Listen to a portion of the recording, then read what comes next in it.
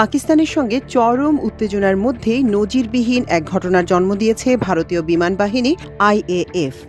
So guys, আশা করি সবাই ভালো আছেন এবং নিশ্চয়ই আপনারা শুনছেন এই খবরটি যে পাকিস্তানের সাথে ভারতের উত্তেজনার ভিতরেই ভারতের বিমান বাহিনী সংস্থা নজিরবিহীন একটা কাণ্ড করে ফেলছে। তো দেখি চলেন কি করে আসছে তারা। পাকিস্তানকে কি পৃথিবী থেকে মুছে ফেললো, নাকি তার বলিউড মুভির মতন পাকিস্তানকে একদম শেষ করে দিয়েছে অক্ষয় কুমার অথবা টাইগার শাহরুখ অথবা শাহরুখ খান আর যারা যারা আছে সবাই মিলে।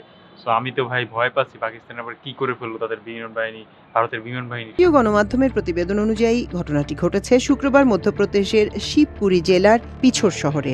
বেলা 11টার দিকে স্থানীয় শিক্ষক মনোজ সাগরের বাড়ির ছাদে আকস্মিকভাবে একটি ভারী ধাতব বস্তু পড়ে। বিস্ফোরণের মতো শব্দ হয়, ফেটে যায় ছাদ, উঠানে তৈরি হয় 10 ফুটের বিশাল গর্ত। ক্ষতিগ্রস্ত হয় বাড়ির দুটি কক্ষ এবং পাশে পার্ক করা একটি গাড়ি। তবে সৌভাগ্যক্রমে কেউ হতাহত হয়নি। ওএমজি, এটা কি বলো, শত্রু নয়? আমরা তো সারা জীবন শুনে আসছি বিমান বাহিনী আক্রমণ করে অন্য কোনো শত্রু দেশের উপর, অথবা নিজ দেশে যদি কোনো জঙ্গি থাকে জঙ্গিদের উপর। তো অবশ্যই পাকিস্তানের উপর আক্রমণ করার কথা, অথবা জঙ্গিদের উপর আক্রমণ করার কথা। তাহলে তারা আবার ভুল স্বীকার করলো, এটা কিভাবে কি আমরা তো বুঝতেছি না ভাই। তারা কি পাগল হয়ে গেল নাকি, নাকি মোদি পাগল হয়ে গেছে? আসলে জিনিসটা তো খুব একটু ভাবার বিষয়, বুঝতে পারতেছি না তারা এখন কি করতে চাচ্ছে। পাকিস্তান রেখে নিজ দেশে বোমা মারে পাকিস্তানকে কি বুঝতে চাইছে যে আমরা কিন্তু বোমা পাকিস্তানও মারতে গেছিলাম, কিন্তু ভুলে লঞ্চ হয়ে গেছে আমাদের দেশে। ঘটনার পরপরই আইএএফ এক্সে অর্থাৎ সাবেক টুইটারে দেয়া এক বিবৃতিতে জানায়, বিমান থেকে একটি অবিস্ফোরক বায়বীয় স্টোর অসাবধানতাবশত পড়ে যায়। সম্পত্তির ক্ষতির জন্য দুঃখ প্রকাশ করে তারা জানায়, ঘটনার তদন্ত শুরু হয়েছে। এই আমরা বিশ্বাস করি না, এটা আমরা বিশ্বাস করতে পারি না, এটা কোনোভাবেই বিশ্বাসযোগ্য না। ইন্ডিয়ার মানুষকে যদি বলেন, আপনি বলবেন না এগুলো ভুয়া খবর, এগুলো একটাও সঠিক না। কিন্তু এরকম একটা নিউজ তাদের দেশের মানে নিউজ পোর্টালগুলোই শেয়ার করছে বা আসলে মানে কি বলবো, এইটা খুবই তো দুঃখের বিষয় একটা। ইন্ডিয়ান মানুষজনকে এখনো বলবে যে এটা মিথ্যা, এটা মিথ্যা একটা সংবাদ ছড়াইছে, গুজব ছড়াইছে। হ্যাঁ, আপনাদের দেশেই তো, আপনাদের দেশের নিউজ পেপার এগুলো ছড়াইলো। সো আমি তো অবাক, তাও আবার একটা হিন্দু টিচারের বাসার উপর ফেলছে। বা ভালোই তো। দুর্ভাগ্যবশত এই বোমাটা যদি কোনো মুসলিমদের বাসার বাড়ির উপর পড়তো তাহলে বলতো এটা জঙ্গি, এই জঙ্গি এখানে বাসার বাড়ির উপর মারছে। কিন্তু রাখে আল্লাহ মারে কে, দিন শেষে হিন্দুদের উপরই পড়ছে। এখন কি বলতে হবে, কি বলবে, কিছু একটা বলে তো বুঝ দিতে হবে জনগণকে।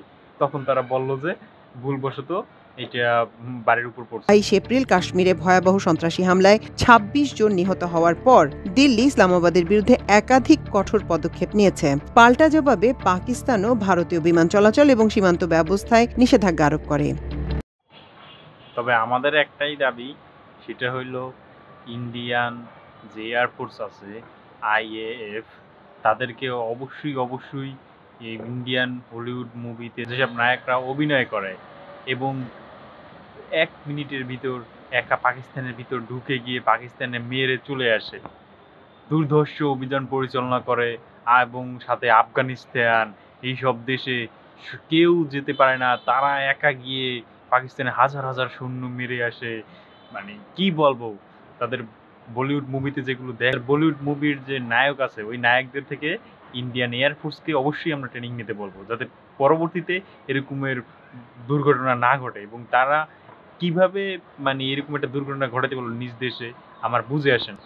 যেই দেশের নায়করা মুভিতে 1 সেকেন্ডের ভিতরে, 1 মিলি সেকেন্ডের ভিতরে, 1 মিনিটের ভিতরে একা একটা দেশে ঢুকে একটা দেশকে পৃথিবী থেকে মুছে দেয়, সেই দেশের এয়ারফোর্সরা কিভাবে নিজ দেশে বোমা মারে, আমার তো মানে বুঝে আসে না। আমি বুঝতেছি না এটা কেন হল। আমি অবশ্যই বলবো ইন্ডিয়ান এয়ারফোর্সকে বলিউড মুভিতে নিয়ে তাদেরকে ট্রেনিং দেওয়া হোক। তবে এ হামলায় ভারতের নিরাপত্তা বাহিনীর কাজ প্রশ্নবিদ্ধ হয়েছে। হামলার 20 মিনিট পর তারা ঘটনাস্থলে পৌঁছে, ততক্ষণে বন্দুকধারীরা পালিয়ে যায়। ভারতীয় সংবাদ মাধ্যম ইন্ডিয়ান এক্সপ্রেসের একটি প্রতিবেদনে বেশ কয়েকজন প্রত্যক্ষদর্শীর বরাত দিয়ে এ অভিযোগ করা হয়। সেই সাথে সাথে আমাদের আরও একটা দাবি, নেক্সট যারা ইন্ডিয়ান এয়ারফোর্সে ঢুকবে বা যাদের নিয়োগ হবে, তারা যেন অবশ্যই আগে ইন্ডিয়ান বলিউড সিনেমা করে আসে। তাদেরকে যেন অবশ্যই বলিউড সিনেমার অভিজ্ঞতা থাকা দরকার হয়। বলিউড সিনেমার অভিজ্ঞতা ছাড়া কোনো লোক যেন নিয়োগ না হয় ইন্ডিয়ান এয়ারফোর্সে। আশা করি সবাই বিষয়টা বুঝতে পারছেন।